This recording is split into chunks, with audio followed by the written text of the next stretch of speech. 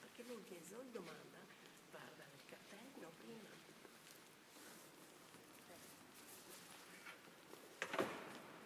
È stata mai chiara. Forse?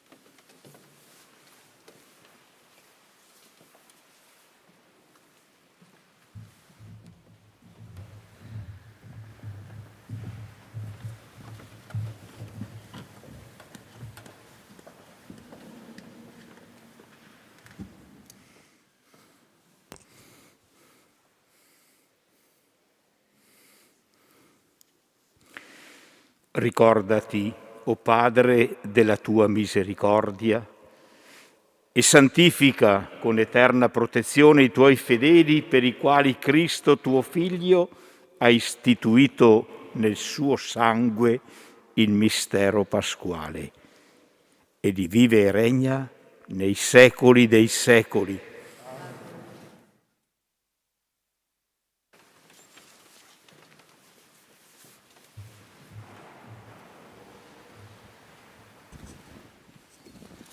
Dal libro del profeta Isaia. Ecco il mio servo avrà successo, sarà onorato, esaltato e innalzato grandemente. Come molti si stupirono di lui, tanto era sfigurato per essere d'uomo il suo aspetto e diversa la sua forma da quella dei figli dell'uomo, così si meraviglieranno di lui molte nazioni. I re davanti a lui si chiuderanno la bocca, poiché vedranno un fatto mai ad essi raccontato e comprenderanno ciò che mai avevano udito. Chi avrebbe creduto al nostro annuncio? A chi sarebbe stato manifestato il braccio del Signore? È cresciuto come un virgulto davanti a Lui e come una radice in terra arida.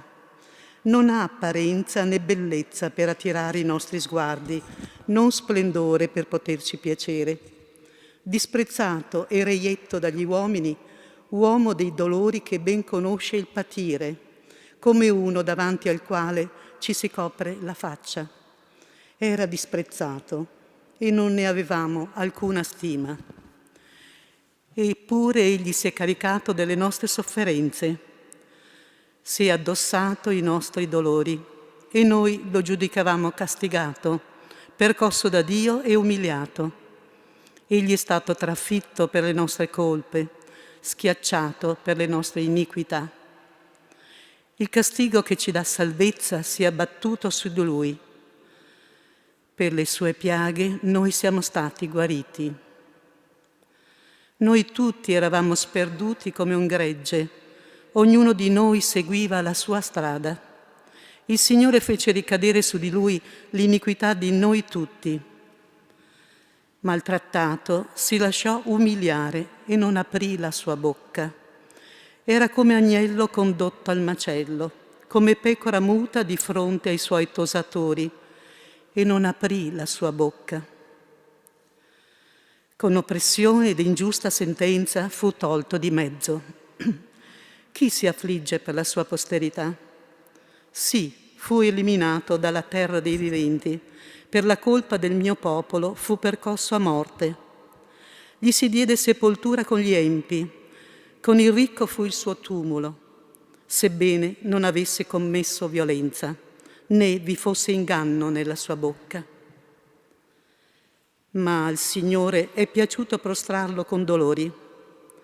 Quando offrirò se stesso in sacrificio di riparazione, vedrà una discendenza, vivrà a lungo, si compirà per mezzo di suo la volontà del Signore.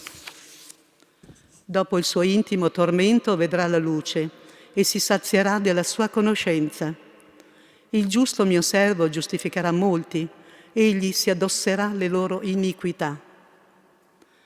Perciò io gli darò in premio le moltitudini dei potenti e gli farà bottino, perché ha spogliato se stesso fino alla morte ed è stato annoverato fra gli empi, mentre egli portava il peccato di molti e intercedeva per i colpevoli. Parola di Dio.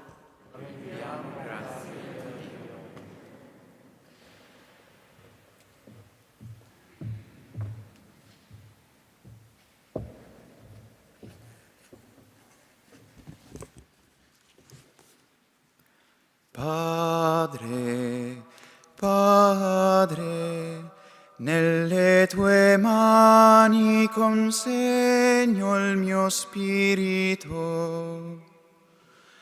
Padre, Padre, nelle tue mani consegno il mio spirito. In te, Signore, mi sono rifugiato, mai sarò deluso.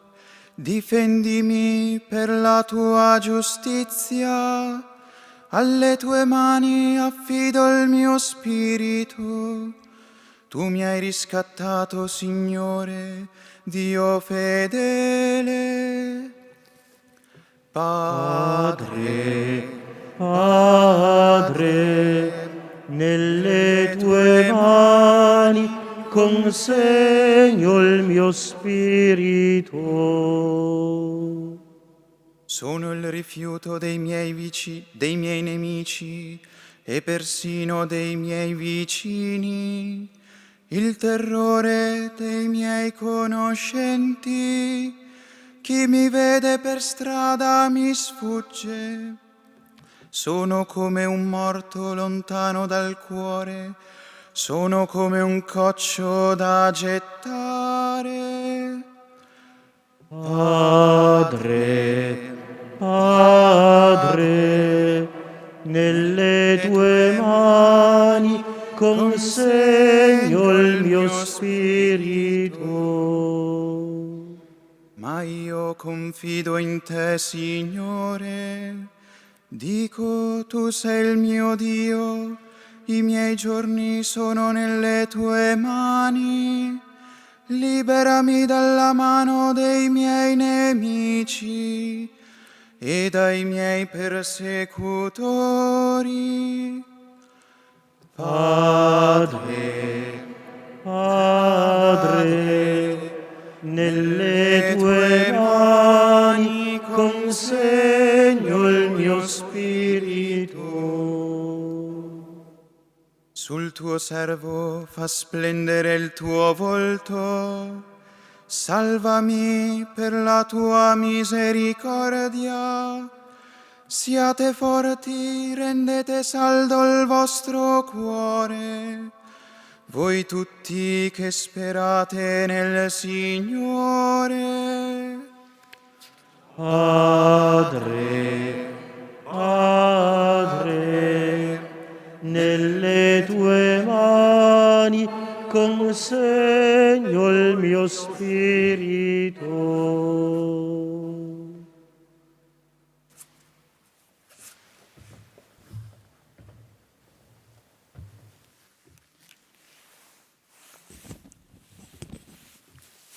Dalla lettera agli Ebrei. Fratelli, poiché abbiamo un sommo sacerdote grande che è passato attraverso i cieli, Gesù, il Figlio di Dio, manteniamo ferma la professione della fede. Infatti, non abbiamo un sommo sacerdote che non sappia prendere parte alle nostre debolezze. Egli stesso è stato messo alla prova in ogni cosa come noi, escluso il peccato. Accostiamoci dunque con piena fiducia al trono della grazia per ricevere misericordia e trovare grazia, così da essere aiutati al momento opportuno. Cristo, infatti, nei giorni della sua vita terrena, offrì preghiere e suppliche, con forti grida e lacrime, a Dio che poteva salvarlo da morte, e per il suo pieno abbandono a Lui venne esaudito. Pur essendo figlio, imparò l'obbedienza da ciò che patì, e reso perfetto divenne causa di salvezza eterna per tutti coloro che gli obbediscono. Parola di Dio. Per noi Cristo si è fatto obbediente fino alla morte e alla morte in croce. Per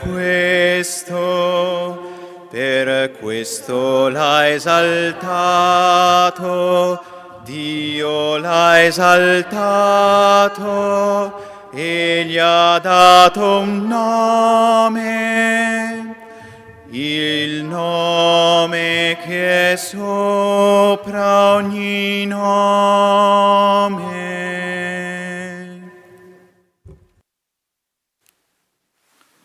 Passione di nostro Signore Gesù Cristo, secondo Giovanni. In quel tempo Gesù uscì con i suoi discepoli al di là del torrente Cedron, dove c'era un giardino nel quale entrò con i suoi discepoli.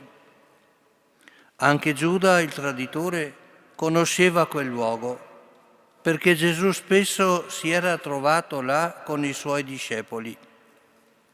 Giuda dunque vi andò, dopo aver preso un gruppo di soldati e alcune guardie fornite dai capi dei sacerdoti e dai farisei, con lanterne, fiaccole e armi.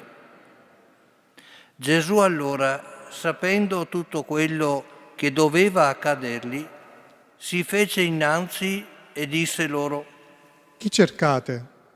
Gli risposero: Gesù, il Nazareno. Disse loro Gesù: Sono io. Vi era con loro anche Giuda, il traditore. Appena disse loro: Sono io, indietreggiarono e caddero a terra. Domandò loro di nuovo. Chi cercate? Risposero. Gesù, il Nazareno. Gesù replicò: Vi ho detto, sono io. Se dunque cercate me, lasciate che questi se ne vadano. Perché si compisse la parola che egli aveva detto: non ho perduto nessuno di quelli che mi hai dato. Allora Simon Pietro, che aveva una spada, la trasse fuori, colpì il servo del sommo sacerdote e gli tagliò l'orecchio destro. Quel servo si chiamava Malco. Gesù allora disse a Pietro: Rimetti la spada nel tuo fodero.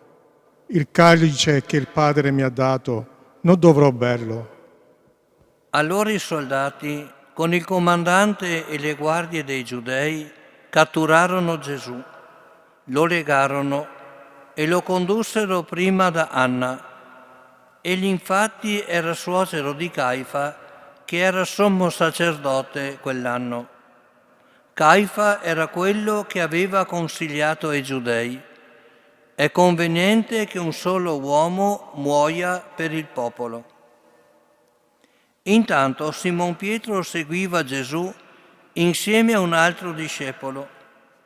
Questo discepolo era conosciuto del sommo sacerdote ed entrò con Gesù nel cortile del sommo sacerdote.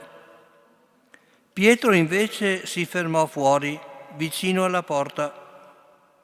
Allora quell'altro discepolo, noto al sommo sacerdote, tornò fuori, parlò alla portinaia e fece entrare Pietro. E la giovane portinaia disse a Pietro: Non sei anche tu uno dei discepoli di quest'uomo? Egli rispose: Non lo sono. Intanto i servi e le guardie avevano acceso un fuoco perché faceva freddo e si scaldavano. Anche Pietro stava con loro e si scaldava. Il sommo sacerdote dunque interrogò Gesù riguardo ai suoi discepoli e al suo insegnamento. Gesù gli rispose: Io ho parlato al mondo apertamente. Ho sempre insegnato nella sinagoga e nel Tempio, dove tutti i giudei si riuniscono, e non ho mai detto nulla di nascosto. Perché interroghi me? Interroga quelli che hanno udito ciò che ho detto loro. Ecco, essi sanno che cosa ho detto. Appena detto questo, una delle guardie presenti diede uno schiaffo a Gesù, dicendo: Così rispondi al sommo sacerdote? Gli rispose Gesù: Se ho parlato male, dimostravi dov'è il male. Ma se ho parlato bene, perché mi percuoti? Allora Anna lo mandò con le mani legate a Caifa, il sommo sacerdote. Intanto Simon Pietro stava lì a scaldarsi. Gli dissero: Non sei anche tu uno dei suoi discepoli? Egli lo negò e disse: Non lo sono. Ma uno dei servi del sommo sacerdote, parente di quello a cui Pietro aveva tagliato l'orecchio, disse: Non ti ho forse visto con lui nel giardino? Pietro negò di nuovo e subito un gallo cantò. Condussero poi Gesù dalla casa di Caifa nel pretorio. Era l'alba ed essi non vollero entrare nel pretorio per non contaminarsi e poter mangiare la Pasqua. Pilato dunque uscì verso di loro e domandò: Che accusa portate contro quest'uomo? Gli risposero: Se costui non fosse un malfattore, non te l'avremmo consegnato. Allora Pilato disse loro: Prendetelo voi e giudicatelo secondo la vostra legge. Gli risposero i giudei: A noi non è consentito mettere a morte nessuno. Così si compivano le parole che Gesù aveva detto, indicando di quale morte doveva morire. Pilato allora rientrò nel pretorio, fece chiamare Gesù e gli disse: Sei tu il re dei Giudei? Gesù rispose: Dici questo da te, oppure altri ti hanno parlato di me? Pilato disse: Sono forse io giudeo?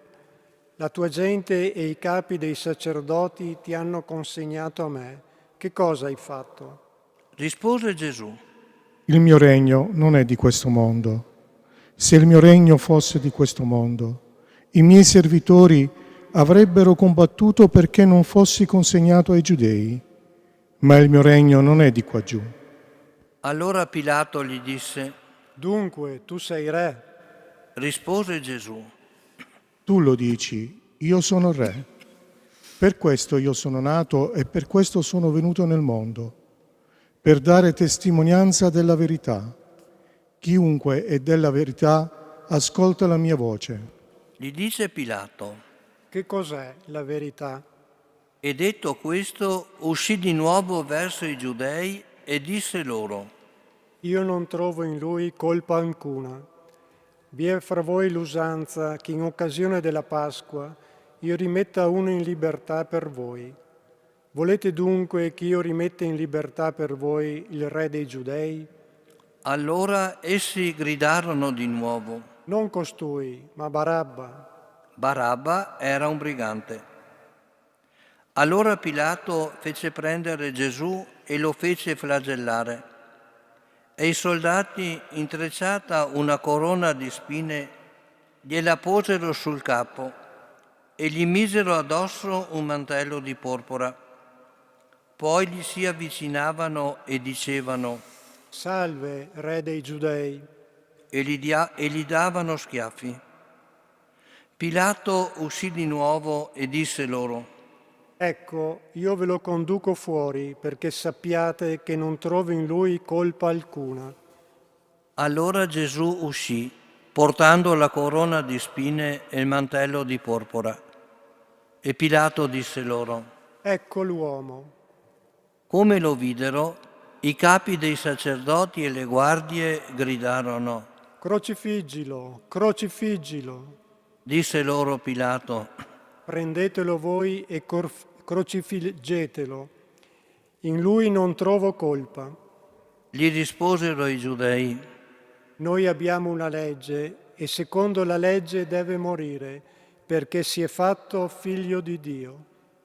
All'udire queste parole, Pilato ebbe ancor più paura. Entrò di nuovo nel pretorio e disse a Gesù: Di dove sei tu? Ma Gesù non gli diede risposta. Gli disse allora Pilato: Non mi parli? Sai che ho il potere di metterti in libertà e il potere di metterti in croce. Gli rispose Gesù: Non avresti alcun potere su di me, se ciò non ti fosse stato dato dall'alto. Per questo chi mi ha consegnato a te ha un peccato più grande. Da quel momento Pilato cercava di metterlo in libertà, ma i giudei gridarono: Se liberi costui, non sei amico di Cesare. Chiunque si fa re si mette contro Cesare. Udite queste parole, Pilato fece condurre fuori Gesù e sedette in tribunale nel luogo chiamato Litrostroto, in ebraico Gabbatà. Era la parasceve della Pasqua, verso mezzogiorno. Pilato disse ai giudei: Ecco il vostro re. Ma quelli gridarono. Via, via, crocifiggilo. Disse loro Pilato: Metterò in croce il vostro re. Risposero i capi dei sacerdoti. Non abbiamo altro re che Cesare. Allora lo consegnò loro perché fosse crocifisso. Essi presero Gesù ed egli, portando la croce, si avviò verso il luogo detto del cranio, in ebraico Golgota, dove lo crocifissero e con lui altri due, uno da una parte e uno dall'altra, e Gesù in mezzo. Pilato compose anche l'iscrizione e la fece porre sulla croce. Vi era scritto Gesù il Nazareno, il re dei Giudei. Molti giudei lessero questa iscrizione perché il luogo dove Gesù fu crocifisso era vicino alla città. Era scritta in ebraico, in latino e in greco. I capi dei sacerdoti dei giudei dissero allora a Pilato: Non scrivere il re dei Giudei, ma costui ha detto: Io sono il re dei Giudei. Rispose Pilato: Quel che ho scritto, ho scritto. I soldati poi, quando ebbero crocifisso Gesù, presero le sue vesti, ne fecero 4 parti, una per ciascun soldato, e la tunica. ma quella tunica era senza cuciture, tessuta tutta ad un pezzo da cima a fondo. Perciò dissero tra loro: non stracciamola, ma tiriamo a sorte a chi tocca. Così si compiva la scrittura che dice: si sono divisi tra loro le mie vesti e sulla mia tunica han gettato la sorte. E i soldati fecero così. Stavano presso la croce di Gesù sua madre, la sorella di sua madre, Maria, madre di Cleopa, e Maria di Magdala. Gesù allora, vedendo la madre e accanto a lei il discepolo che egli amava, disse alla madre: Donna, ecco tuo figlio, poi disse al discepolo, ecco tua madre. e da quell'ora il discepolo la accolse con sé. Dopo questo Gesù, sapendo che ormai tutto era compiuto, affinché si compisse la scrittura, disse: Ho sete. vi era lì un vaso pieno di aceto. Posero perciò una spugna imbevuta di aceto in cima a una canna e gliela accostarono alla bocca. Dopo aver preso l'aceto, Gesù disse: È compiuto. e, chinato il capo, consegnò lo spirito.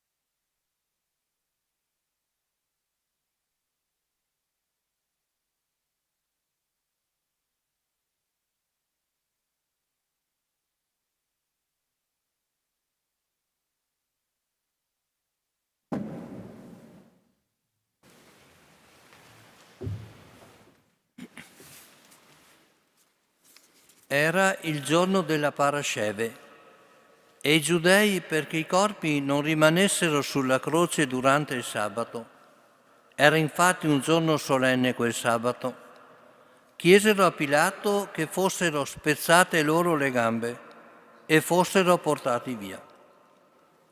Vennero dunque i soldati e spezzarono le gambe all'uno e all'altro che erano stati crocifissi insieme con lui.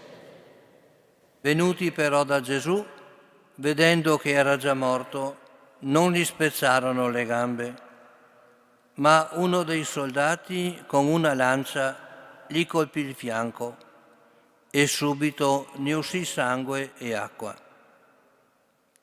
Chi ha visto ne dà testimonianza e la sua testimonianza è vera. Egli sa che dice il vero perché anche voi crediate. Questo infatti avvenne perché si compisse la scrittura: non gli sarà spezzato alcun osso. E un altro passo della scrittura dice ancora: volgeranno lo sguardo a colui che hanno trafitto. Dopo questi fatti, Giuseppe di Arimatea, che era discepolo di Gesù, ma di nascosto per timore dei giudei, chiese a Pilato di prendere il corpo di Gesù. Pilato lo concesse. Allora egli andò e prese il corpo di Gesù. Vi andò anche Nicodemo, quello che in precedenza era andato da lui di notte, e portò circa 30 chili di una mistura di mirra e di aloe. Essi presero allora il corpo di Gesù e lo avvolsero con teli insieme ad aromi, come usano fare i giudei per preparare la sepoltura. Ora, nel luogo dove era stato crocifisso vi era un giardino, e nel giardino un sepolcro nuovo, nel quale nessuno era stato ancora posto. Là dunque, poiché era il giorno della Parasceve dei Giudei, e dato che il sepolcro era vicino, posero Gesù.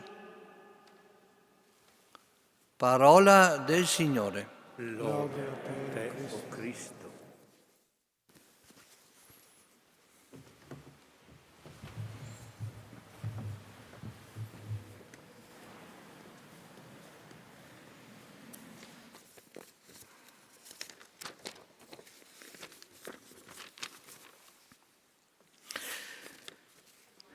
Dopo aver preso l'aceto, Gesù disse: è compiuto. Come dire, tutto è stato portato a compimento. Che cosa è compiuto? Che cosa è stato portato a compimento? Possiamo rispondere semplicemente: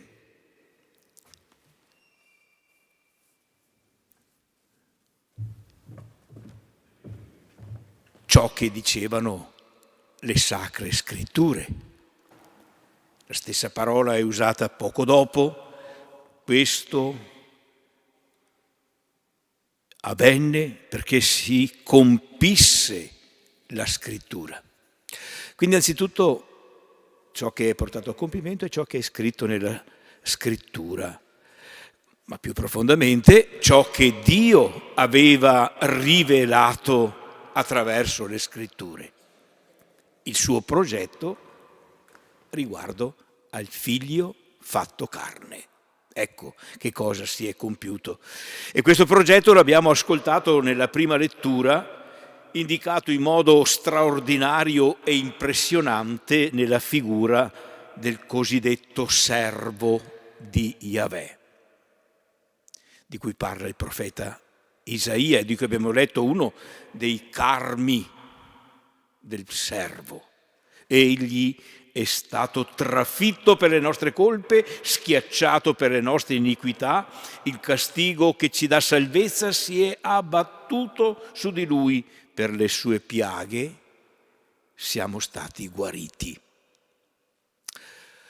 Proprio verso la figura di questo trafitto siamo invitati, in modo tutto particolare in questo giorno, a volgere i nostri occhi. Come ancora dice la Scrittura, volgeranno lo sguardo a colui che hanno trafitto. È necessario fissare lo sguardo su Gesù, come faremo fra poco nel gesto di devozione e di omaggio alla croce di Gesù. È necessario fissare su di lui il nostro sguardo per intuire nella fede quanto è accaduto. Per le sue piaghe siamo stati guariti. Colui che ha sofferto e ha dato la vita per noi raccoglie su di sé le sofferenze e le piaghe di tutti gli uomini, di tutta l'umanità.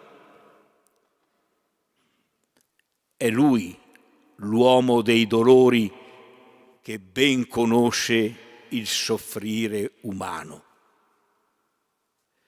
In Gesù noi vediamo che tutti i nostri dolori e tutte le nostre sofferenze, quelle che derivano dalla nostra debole natura umana, ma anche quelle che provengono dall'umana cattiveria nostra o altrui, tutti i dolori e le sofferenze umane vengono, per così dire, raccolti, avvolti, assunti in un atto di amore infinito.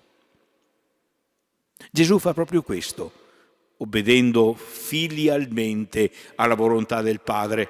Fa questo in modo che l'amore di Dio, che rifulge in Lui e nel suo atto di amore incondizionato, si dimostri capace di, diciamo così, assorbire e di trattenere tutto il male dell'umanità, capace di liberarne gli uomini che ne sono schiavi. Con la morte di Gesù, gesto supremo di solidarietà con gli uomini peccatori, Dio non fa magicamente sparire il male, ma per così dire se ne assume su di sé il veleno e le conseguenze. E in questo modo guarisce l'uomo peccatore, restituendogli dignità filiale. Per le sue piaghe siamo stati guariti. Ecco perché l'autore della lettera agli Ebrei che abbiamo ascoltato nella seconda lettura ci rivolge questo appello: accostiamoci dunque con piena fiducia al trono della grazia per riceverne misericordia e trovare grazia, così da essere aiutati al momento opportuno. E qual è questo momento opportuno in cui abbiamo bisogno di essere aiutati? È il momento in cui noi siamo tentati, è il momento in cui noi cediamo alla tentazione e abbiamo bisogno del perdono del Signore, è il momento della nostra morte.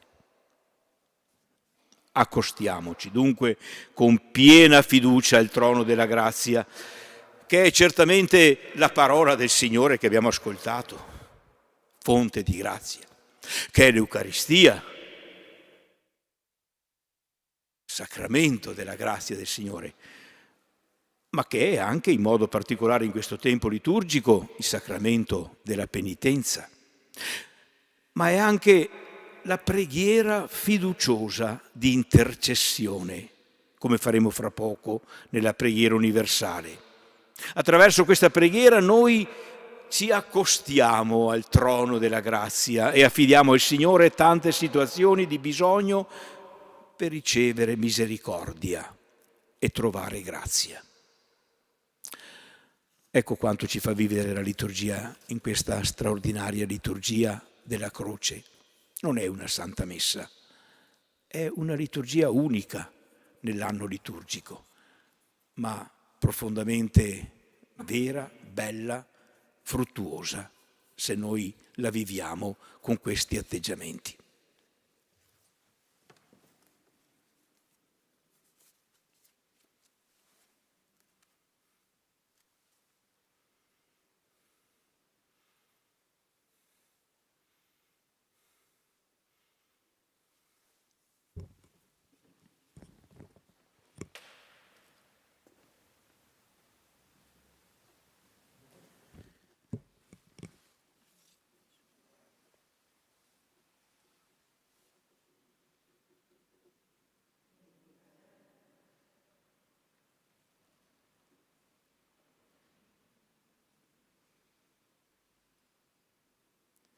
Ci alziamo.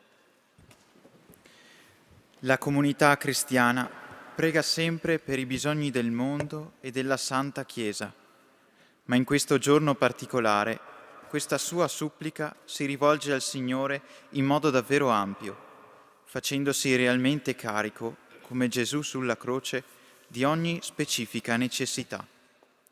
Quest'anno aggiungeremo un'intenzione specifica per le popolazioni martoriate dalla guerra in atto.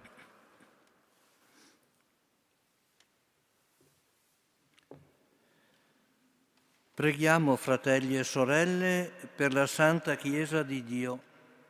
Il Signore le conceda unità e pace, la protegga su tutta la terra e doni a noi, in una vita serena e sicura, di rendere gloria a Dio, Padre Onnipotente.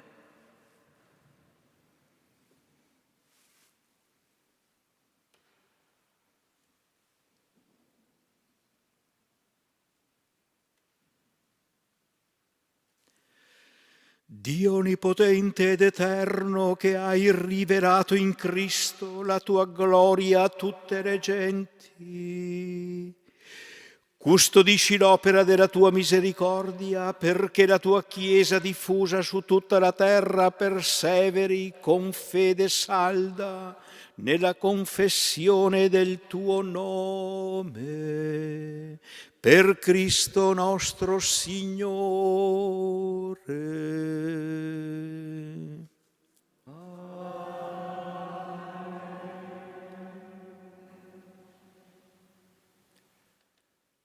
Preghiamo per il nostro Santo Padre, il Papa Francesco, il Signore Dio nostro, che lo ha scelto nell'ordine episcopale, gli conceda vita e salute e lo conservi alla sua Santa Chiesa come guida e pastore del popolo santo di Dio.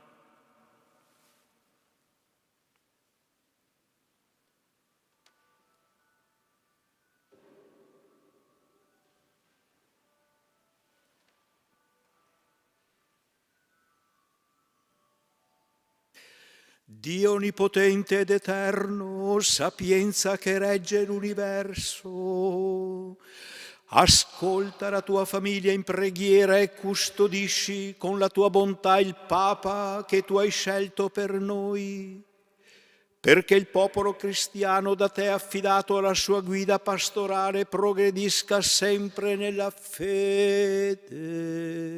Per Cristo nostro Signore. Amen.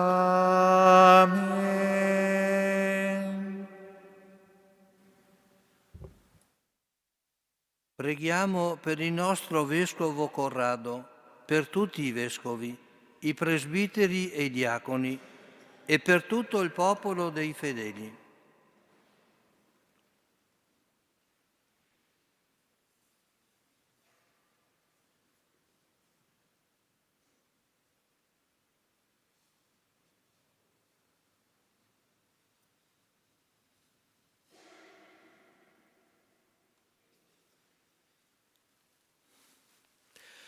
Dio onnipotente ed eterno, che con il tuo Spirito guidi e santifichi tutto il corpo della Chiesa, accogli le preghiere che ti rivolgiamo, perché secondo il dono della tua grazia, tutti i membri della comunità nel loro ordine e grado ti possano fedelmente servire. Per Cristo nostro Signore. Amen.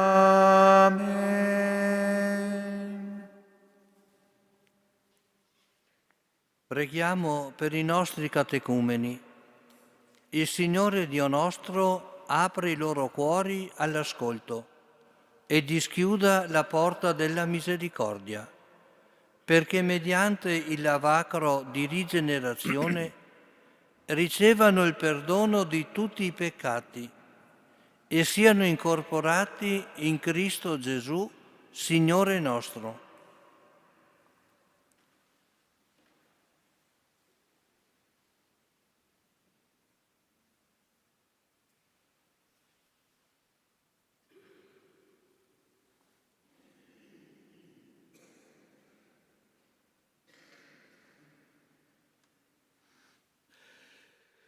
Dio onnipotente ed eterno, che rendi la tua Chiesa sempre feconda di nuovi figli, aumenta nei nostri catecumeni l'intelligenza della fede, perché nati a vita nuova dal fonte battesimale siano accolti tra i tuoi figli di adozione. Per Cristo nostro Signore. Amen.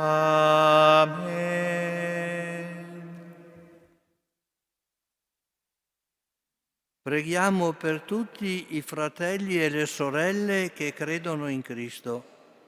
Il Signore Dio nostro raduni e custodisca nell'unica sua Chiesa quanti testimoniano la verità con le loro opere.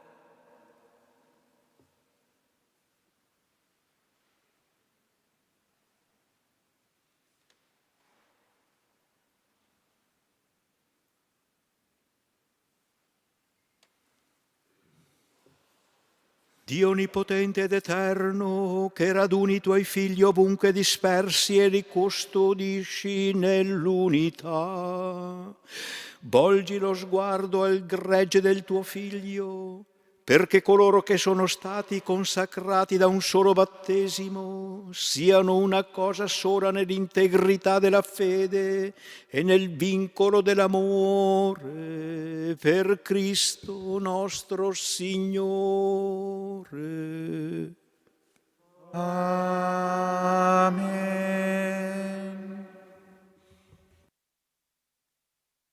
Preghiamo per gli ebrei. Il Signore Dio nostro, che a loro per primi ha rivolto la sua parola, li aiuti a progredire sempre nell'amore del suo nome e nella fedeltà alla sua alleanza.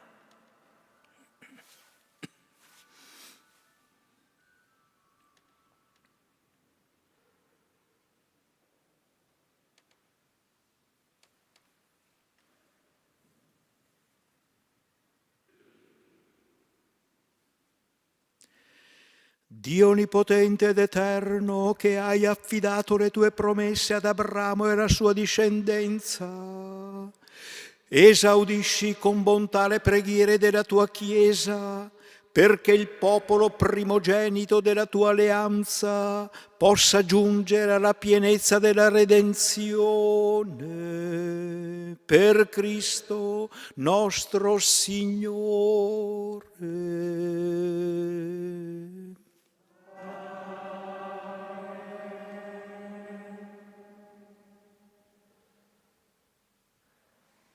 Preghiamo per coloro che non credono in Cristo, illuminati dallo Spirito Santo, possano anch'essi entrare nella via della salvezza.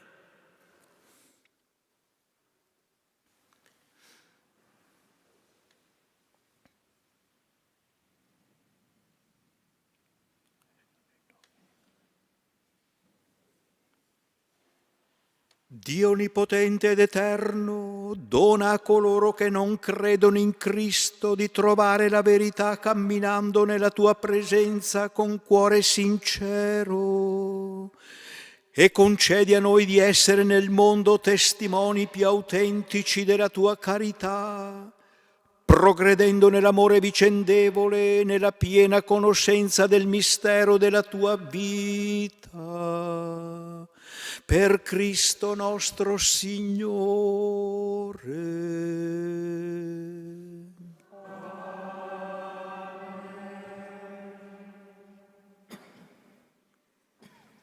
Preghiamo per coloro che non credono in Dio, praticando la giustizia con cuore sincero, giungano alla conoscenza del Dio vero.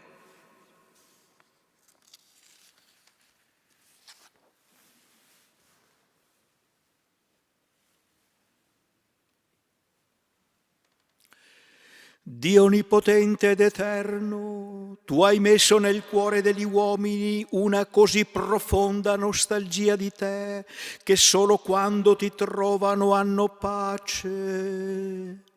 Fa che tra le difficoltà della vita tutti riconoscano i segni della tua bontà e, stimolati dalla nostra testimonianza, abbiano la gioia di credere in te, unico vero Dio e Padre di tutti gli uomini, per Cristo nostro Signore.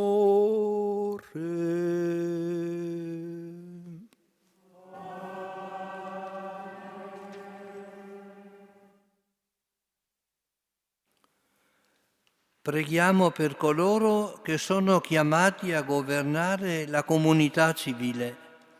Il Signore Dio nostro illumini la loro mente e il loro cuore a cercare il bene comune nella vera libertà e nella vera pace.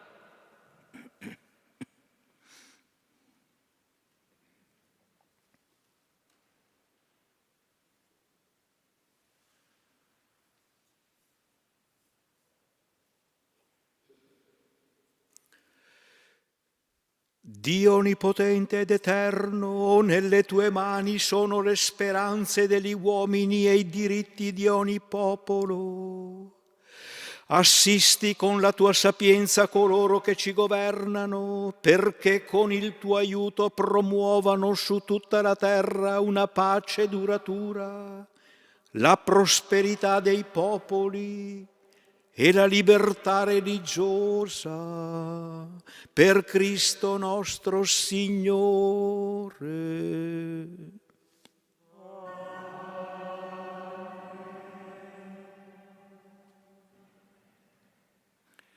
Preghiamo per i popoli dilaniati dalle atrocità delle guerre. Le loro lacrime e il sangue delle vittime non siano sparsi invano, ma affrettino un'era di pace che scaturisce dalle piaghe gloriose di Cristo Gesù.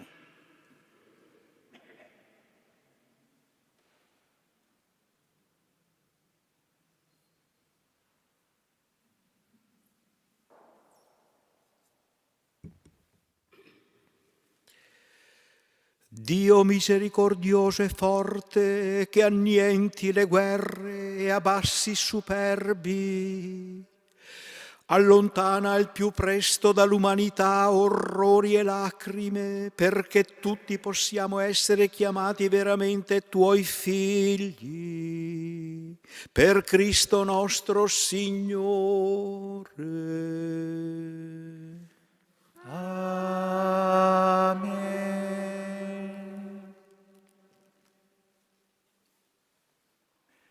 Preghiamo, fratelli e sorelle, Dio Padre Onnipotente, perché purifichi il mondo dagli errori, allontani le malattie, vinca la fame, renda la libertà ai prigionieri, spezzi le catene, conceda sicurezza a chi viaggia, il ritorno ai lontani da casa, la salute agli ammalati e ai morenti la salvezza eterna.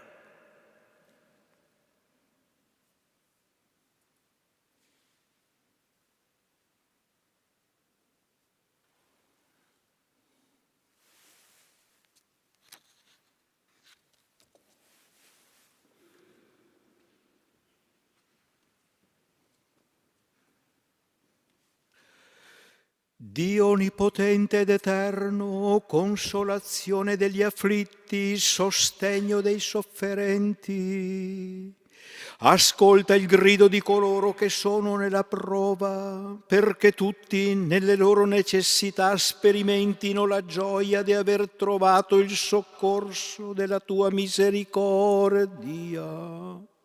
Per Cristo nostro Signore. Amen.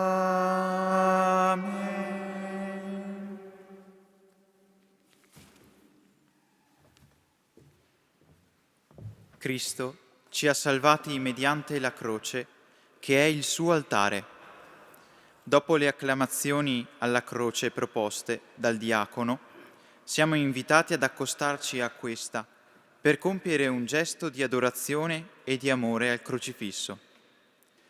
Sostituiremo il bacio con la genuflessione o un inchino profondo.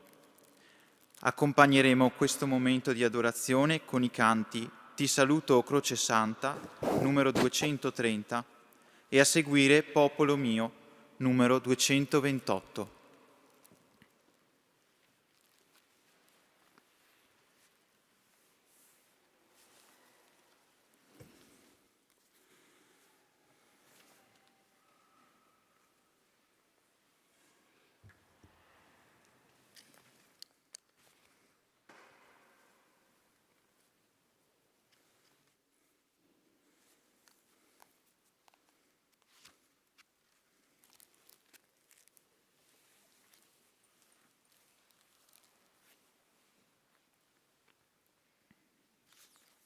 Ecco il legno della croce, al quale fu appeso il Cristo, Salvatore del mondo.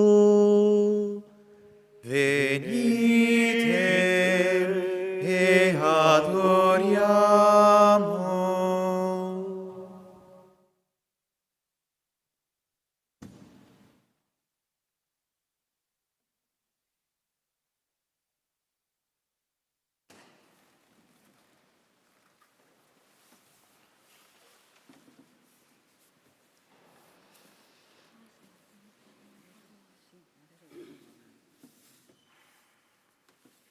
Ecco il legno della croce, al quale fu appeso il Cristo, Salvatore del mondo.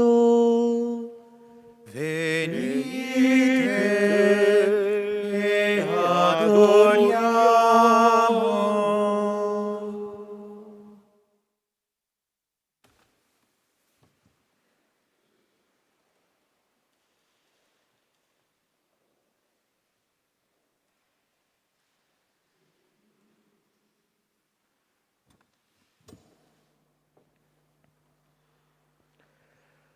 Ecco il legno della croce, al quale fu appeso il Cristo, Salvatore del mondo.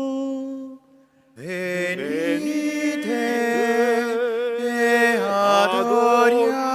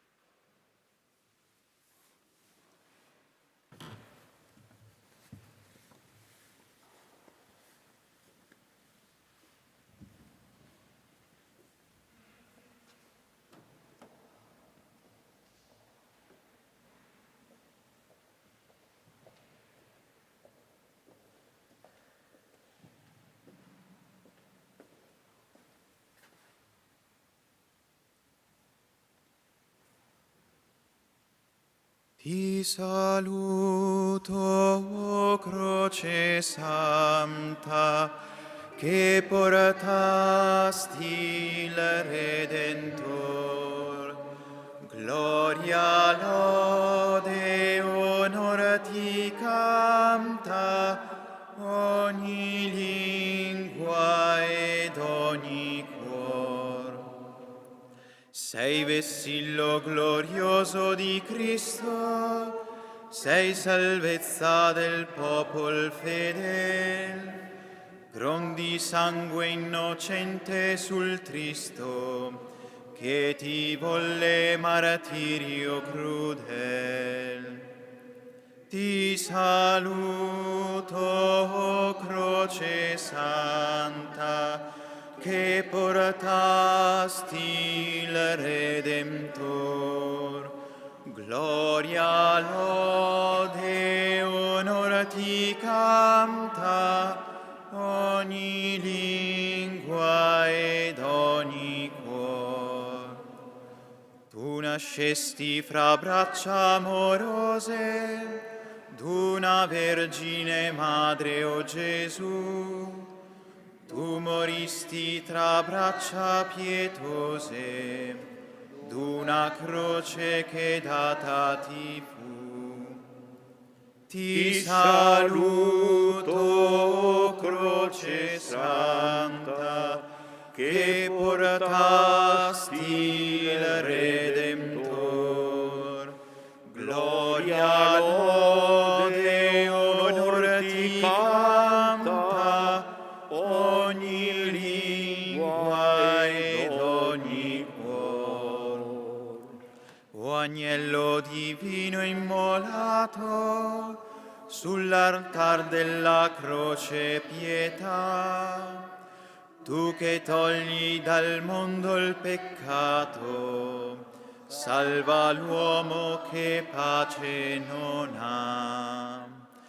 Ti saluto, croce santa, che portasti il Redentor. Gloria, lode, onor ti canta ogni lingua ed ogni cuore. Sei vessillo glorioso di Cristo, sua vittoria e segno d'amor. Il suo sangue innocente fu visto, come fiamma sgorgare dal cuore. Ti saluto, croce santa, che portasti il Redentor.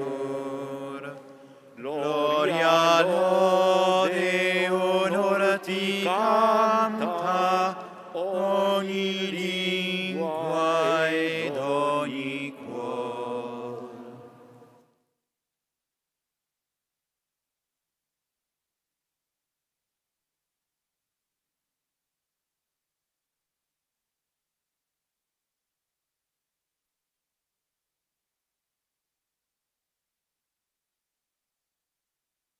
Popolo mio, che male t'ho fatto, in che ti ho provocato? Rispondimi. Santo sei Dio, santo sei onnipotente, santo sei immortale, abbi pietà di noi. Io ti ho guidato fuori dall'Egitto e tu hai preparato la croce al tuo Salvatore. Perché ti ho guidato 40 anni nel deserto, ti ho sfamato con manna, ti ho introdotto in paese fecondo. Tu hai preparato la croce al tuo Salvatore. Popolo mio, che male t'ho fatto, in che ti ho provocato? Rispondimi. Santo sei Dio, santo sei onnipotente, santo sei immortale, abbi pietà di noi. Che altro avrei dovuto fare non ti ho fatto? Io ti ho piantato mia scelta e florida vigna, ma tu sei divenuta aspra e amara, poiché mi hai spento la sete con aceto e hai piantato una lancia nel petto del tuo Salvatore. Popolo mio, che male ti ho fatto, in che ti ho provocato? Rispondimi. Santo sei Dio, santo sei onnipotente, santo sei immortale, abbi pietà di noi. Io per te ho flagellato l'Egitto e i primogeniti suoi, e tu mi hai consegnato per essere flagellato. Io ti ho guidato fuori dall'Egitto e ho sommerso il faraone nel Mar Rosso, e tu mi hai consegnato ai capi dei sacerdoti. Popolo mio, che male ti ho provocato, rispondimi. Santo sei Dio, santo sei onnipotente, santo sei immortale, abbi pietà di noi. Io ho aperto davanti a te il mare e tu mi hai aperto con la lancia il costato. Io ti ho fatto strada con la nube e tu mi hai condotto al pretorio di Pilato.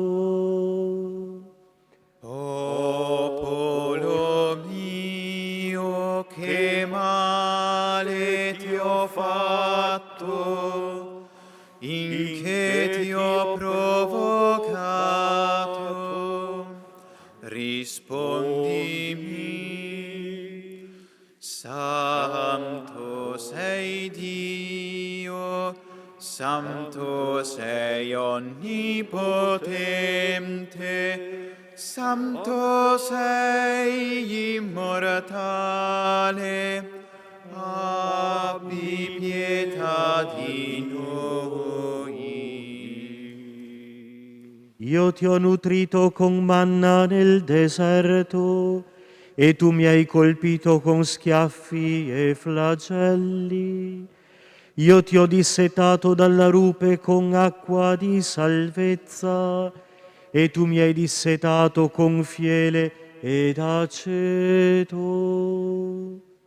Popolo mio, che male ti ho fatto, in che ti ho provocato,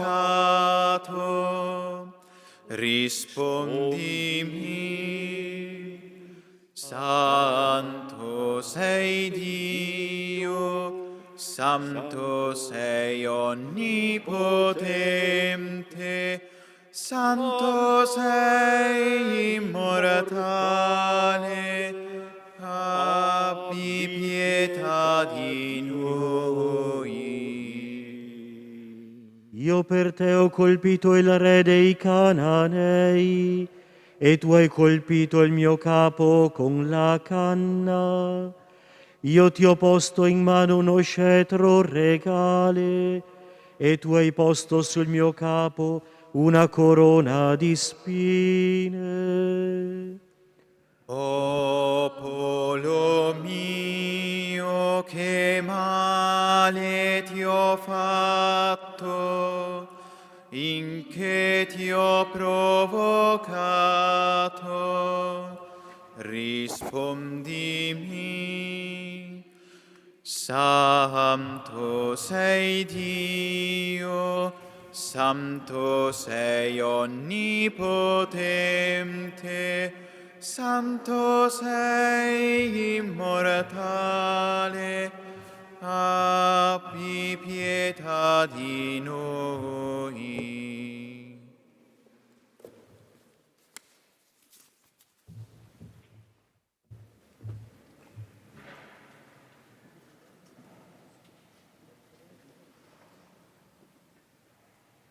Dopo aver meditato, pregato, adorato il nostro Redentore, siamo invitati ad accostarci alla mensa eucaristica con il pane consacrato nella celebrazione del Giovedì Santo. Accogliamo con fede la presenza del Signore in mezzo a noi con le parole del canto Mistero della Cena, numero 107.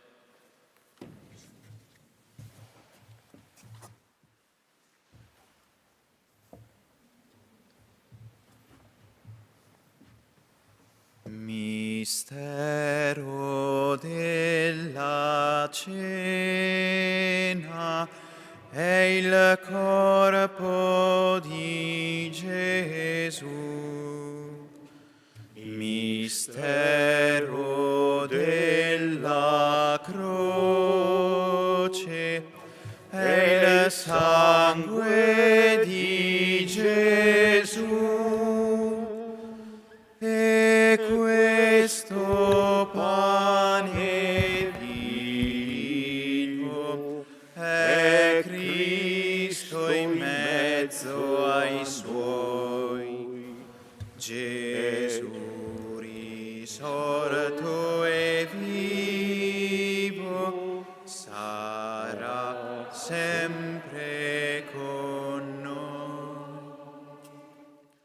Mistero della Chiesa è il corpo di Gesù. Mistero della pace è il sangue di Gesù. Il pane che mangiamo, fratelli, ci farà. Intorno a questo altare l'amore crescerà.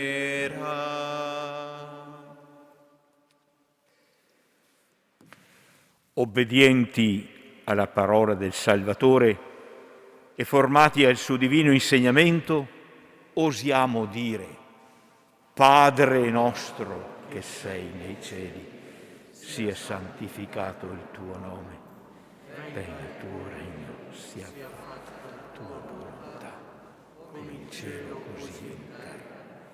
Dacci oggi il nostro pane quotidiano e rimetti a noi i nostri debiti, come anche noi li rimettiamo ai nostri debiti, e non abbandonarci.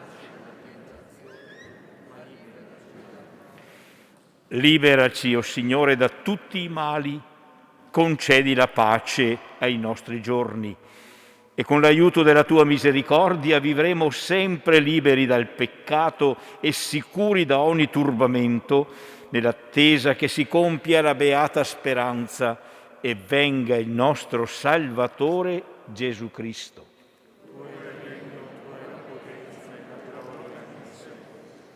La comunione con il tuo corpo e il tuo sangue, Signore Gesù, quindi per noi giudizio di miseria, ma per la tua misericordia sia salvezza per l'anima e per il corpo.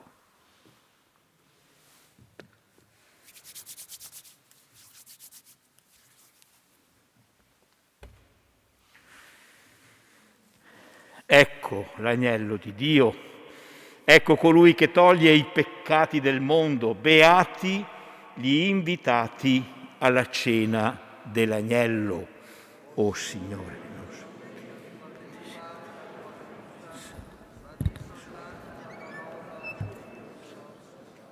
Corpo e sangue di Cristo ci custodisca per la vita eterna. Amen.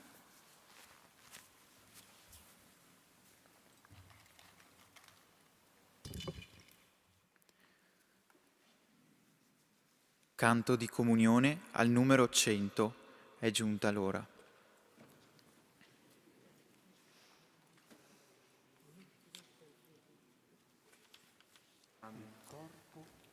È giunta l'ora, Padre, per me, ai miei amici ho detto che questa è la vita, conoscere te e il Figlio tuo, Cristo Gesù. Erano tuoi, li hai dati a me, ed ora sanno che torno a te. Hanno creduto, conservali tu nel tuo amore, nell'unità. Tu mi hai mandato ai figli tuoi, la tua parola è verità. e il loro cuore sia pieno di gioia, la gioia vera viene da te. Io sono in loro e tu in me, che siamo perfetti nell'unità, e il mondo creda che tu mi hai mandato, li hai amati come ami me.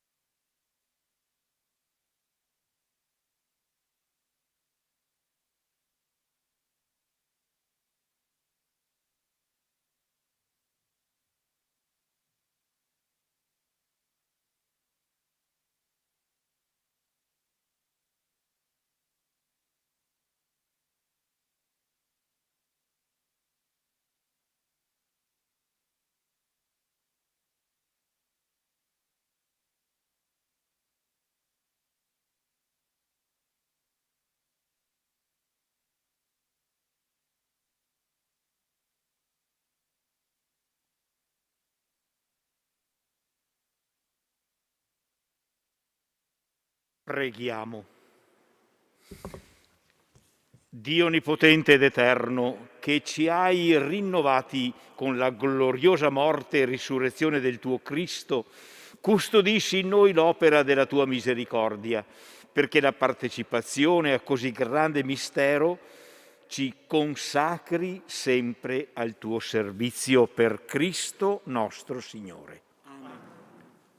Inchinatevi per la benedizione. Scenda, o Padre, la tua benedizione su questo popolo che ha celebrato la morte del tuo Figlio nella speranza di risorgere con Lui. Venga il perdono e la consolazione, si accresca la fede, si rafforzi la certezza nella redenzione eterna per Cristo nostro Signore.